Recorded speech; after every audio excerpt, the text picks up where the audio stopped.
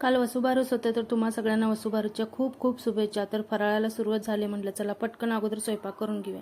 छान अशी सकाळची देवपूजा करून घेतली. नाश्त्यामध्ये पोहे बनवले होते, ते खाऊन घेतलं आणि मग दुपारचं जेवण स्वयंपाक बनवायचं होता. तर छोलेची भाजी, मुगाची आमटी, भात आणि चपात्या असं करायचं होतं. सगळा स्वयंपाक करून घेतला. जेवायच्या अगोदर कणिक मळून ठेवलेली होती.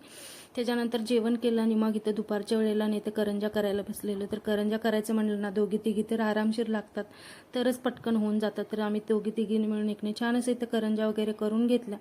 त्याच्यानंतर संध्याकाळच्या वेळेला वसुबारसची पूजा पण करायची होती, तर छान अशी पूजा पण करून घेतली. आणि दुपारचं थोडंफार जेवण होतं, फक्त चपात्या करायच्या होत्या.